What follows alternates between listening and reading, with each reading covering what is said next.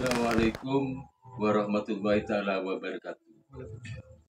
Bersua kembali dengan channel Apoy Madura. Kali ini Jumat tanggal 20. Hari Jumat tanggal 20 Juni 2025. Seperti biasa, kali ini saya bersama dengan Bapak Agus Sugianto. Beliau adalah Kepala SDN Panaungan 3, Kecamatan Pasosongan, Kabupaten Sumeneb, Madura. Sebenarnya beliau saat ini lagi sedang sibuk-sibuknya. Besok karena ada acara sunat massal gratis bekerja sama dengan salah satu media yaitu Detiksun.com dengan Kepala Desa Panaungan, juga beberapa stakeholder yang ada di wilayah Kabupaten Sumeneb, Madura. Tapi walaupun begitu, beliau masih tetap bisa konten bareng Bang. Oke, pemirsa channel Apoy Madura, kali ini pembahasan kita tentang apa, Bang? Kembali kita menelaah tentang Saloka ya. Jadi sebelumnya saya ucapkan terima kasih kemarin ketika ada dua konten terbaru. Ya. Yang pertama kami berdua membahas masalah keris, ternyata sambutan luar biasa. Ya. Yang melihat mendapatkan apresiasi yang luar biasa, sampai sekitar 500 lebih yang menonton di TikTok. Kemudian setelah itu Saloka tentang Cek Nubian tahun pate menubi tahun cibi sake, ternyata sampai 700 lebih. Alhamdulillah jadi usaha kami, jerih payah kami berdua untuk melestarikan budaya leluhur ternyata gayung bersambut.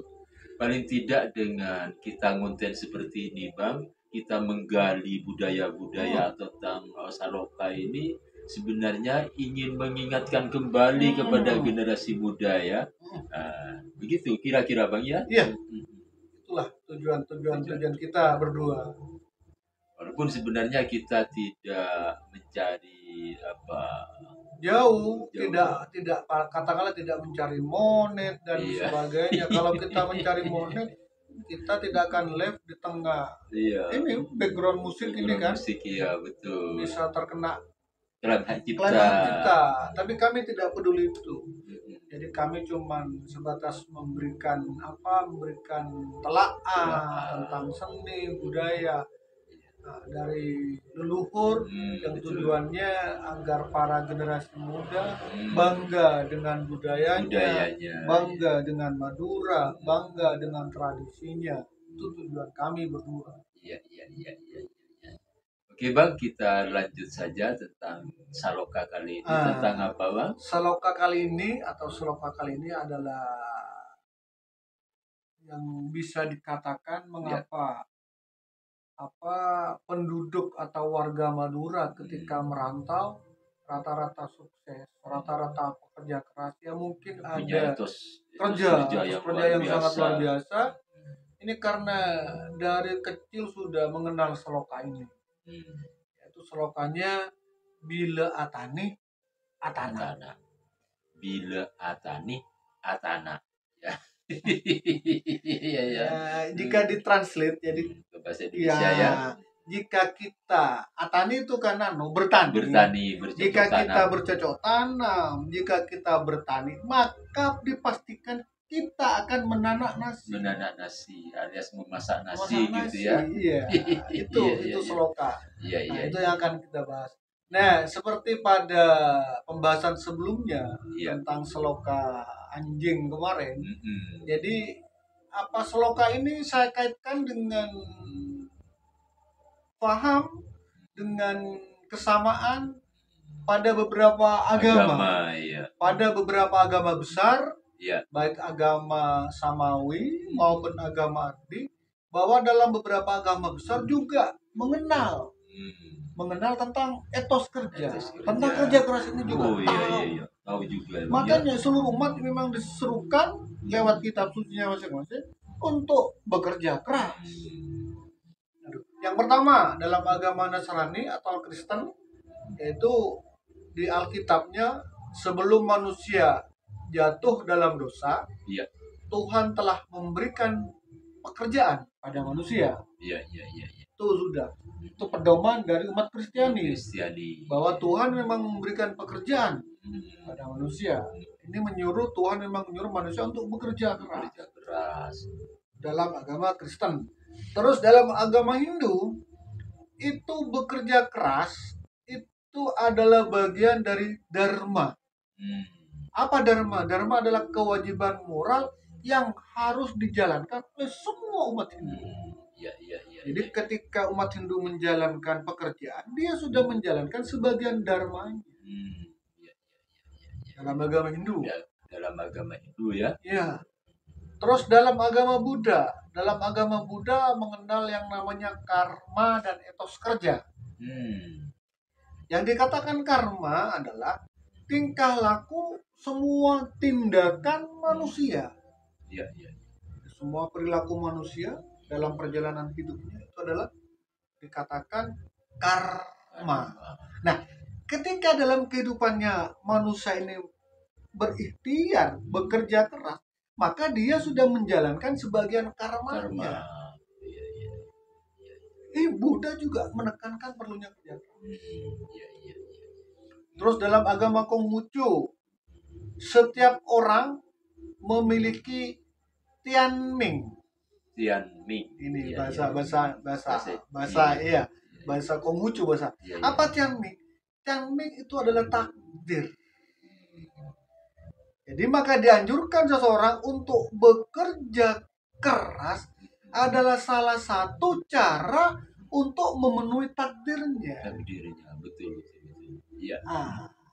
Jadi ketika dalam agama Konghucu bekerja keras, dia tuh untuk memenuhi, untuk menjemput takdirnya. Apa tujuannya? Adalah keharmonisan semesta. Harmonisasi semesta. Jadi ketika melakukan pekerjaan seseorang, dia tujuannya apa? Untuk harmonisasi semesta. Iya kan? Betul. Kan sering kan, Cong, mun pas itu nyeri congkap di Soki. Kalau di dunia ini kaya semua. Siapa yang akan disuruh?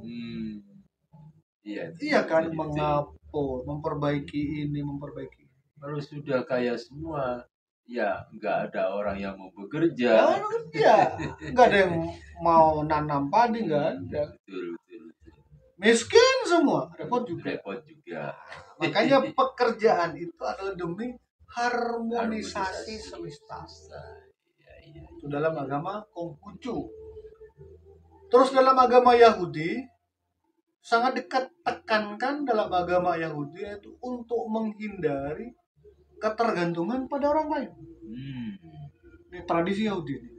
Yahudi menekankan untuk tidak bergantung kepada orang lain. Kalau bisa Bang ya. Kalau bisa. Makanya saya tidak heran ketika bangsa Yahudi ini, bukan saya klaim membanggakan, bukan. Karena dasarnya itu tidak bergantung kepada orang lain. Makanya para Yahudi ini, lihat saja alat-alat canggih sekarang IT. Karena rata-rata orang Yahudi menguasai. Apa katakanlah Meta, Facebook, semuanya orang-orang Yahudi. Karena dia bekerja keras agar tidak bergantung kepada orang lain.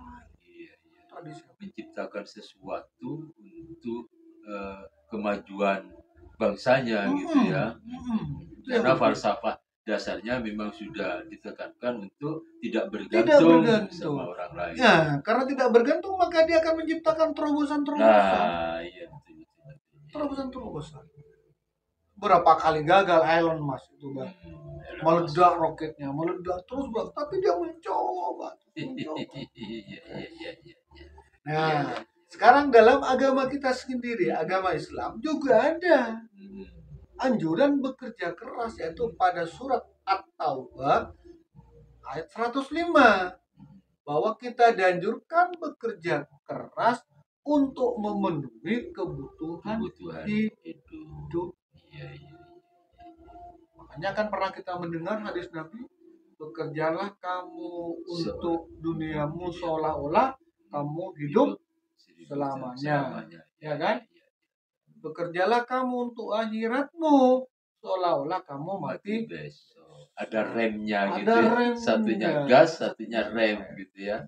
Jadi nampak bahwa semua agama hampir menyarankan umatnya untuk bekerja keras. Bekerja keras. Lah mungkin karena kita Islam. Nah, petikan dari ayat tersebut kemudian oleh orang Madura ditranslate dalam saloka. Saloka pendek bila atani atana. Sering kan diucapkan itu, Bang? Iya, betul. Mungkin juga perakiraan kita, Bang, mungkin sebelum Islam masuk ke Madura, mungkin saloka ini sudah ada sebelumnya. Bisa jadi, Bang. Kemungkinan bisa juga karena pertama latar belakang Madura adalah tanah terjal, tanah tandus. Betul. Jadi dibutuhkan pekerja keras agar bisa hidup di tanah gersang dan tandus. Betul. Ya kan kondisi alamnya kan. Sehingga perumpamaannya lewat pertanian gitu ya. Makanya mungkin orang-orang zaman dahulu tidak ada pekerjaan lain, di gunung-gunung itu kekurangan air, akhirnya kalau bekerja bertani itu pasti tanah gitu. Mengapa kok kalau memang pekerjaannya katakanlah ya. Iya. Kenapa mun majeng oleh Joko? Kenapa aku tidak ke sana kan? Mengapa fokus kepada pertanian? Karena memang dulu agraris. Itu yang pertama kan. Yang kedua juga ada nuansa sastra, Bang. Kayak kemarin kan, kayak tabur mate, bila nabu, tabur betul. Ini kan permainan vokal. Atani, atana. Iya kan? Iya. Coba majeng cuko. Gak main. Aku di cuko dan cuko dulu. Gak ada permainan terima kan. Betul. Ini kan tani, tanah. Apa konsonannya tetap antara T dan N kan. Cuman bermain pada vokal. Tani dan tanah. Lagian cocok juga, Bang, karena makanan pokok itu kan bangsa kita, khususnya orang Madura, yaitu nasi atau kalau di Madura itu kan nasi jagung gitu ya. Iya. Bahkan pernah ada anekdot persamaan orang Madura dan ayam, gitu sama-sama makan jagung. Iya. Tapi itu anekdot yang kurang bagus. Tapi sebenarnya itu dari bahasa Soloka ini akhirnya orang-orang Madura itu berpencar merantau kemana-mana, ya ada di mana-mana banyak itu orang Madura, bahkan di luar negeri itu banyak juga. Banyak orang Madura, banyak. Ya itu mungkin pertama karena kondisi alam yang tandus gersang, sehingga terpaksa jika tidak punya skill keahlian bertani dia harus merantau. Nah, ketika merantau ada filosofi ini yang ditekankan orang tua agar tidak jadi bangsa pemalas. Betul. Jong mun beun keluarga le jong. Cek mos kalako. Karena apa? Mun bila beun atani, maka beun atana. Iya. Artinya kalau dia sudah bekerja, pasti sudah menghasilkan sesuatu. Betul. Iya. Itu penekanannya. Dan masih banyak filosofi yang lain sebenarnya kalau kita terjemahkan, Bang, ya, seperti misalnya kita atana itu tidak menekankan pada satu bidang pertanian saja. Ternyata ya, pekerjaan apapun pokoknya kita harus tetap ikhtiar. Buktinya sekarang yang lagi booming kan toko kelontong kan Madura gitu. Toko kelontong Madura kan hampir di daerah manapun saja, bahkan ke Papua betul. Kelontongan. Iya. Ya filosofi ini bila atani. Iya. Jadi bila kita sudah ikhtiar berusaha menjadi, pasti ada hasil yang kita petik. Makanya orang-orang Madura itu walaupun bersaing dengan pom bensin gitu ya. Karena dia pemikirannya sudah atana gitu mindsetnya ya. sudah apapun saya bekerja walaupun secara akal tidak masuk akal nyaingin pom besar, pom bensin dia jual eceran dia. Tapi karena engkau bilang tanya pasti atana. Saya kalau bekerja pasti ada yang membeli bensin ini. Keyakinan seperti itu.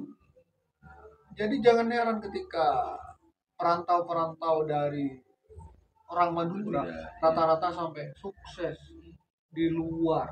Di mana saja pasti luar, di Saudi Arabia juga banyak. Betul bahkan rujak Madura itu di Arab Saudi dengan soto juga banyak ya. Bahkan kamu jangan sampai kembali ke tanah kelahiranmu kalau kamu nggak sukses. Itu kan menjadi cambuk. Jadi cambuk untuk dirinya tetap punya etos kerja yang luar biasa gitu ya. Makanya banting tulang itu sudah makanan sehari-hari dalam kehidupan orang Madura. Demikian pemirsa perbincangan saya dengan Bapak Agus Sugiarto. Beliau adalah kepala sekolah kepala SDN Panaungan 3 Kecamatan Pasongsongan. Saya berterima kasih bisa konten kembali walaupun beberapa bulan belakangan ini lebih setengah tahun kita tidak konten, tapi alhamdulillah kita bisa menyapa kembali dengan para pemirsa yang ada di mana saja berada, khususnya orang-orang Madura yang di perantauan. Ya, tambah menjadi walaupun yang nonton sedikit karena sudah niat awal kita melestarikan tradisi budaya Madura. Walaupun yang nonton sedikit pasti akan konten tetap konten. Apalagi yang nonton sudah hampir tambah semangat kita tambah semangat walaupun tidak ada sponsor apapun, walaupun tidak ada sponsor dengan peralatan yang sangat sederhana sekali. Kita tetap eksis. Demikian pemirsa channel Apoy Madura, terima kasih atas segala perhatian, mohon maaf atas segala kekurangan. Wallahul muwaffiq ila aqwamit thoriq.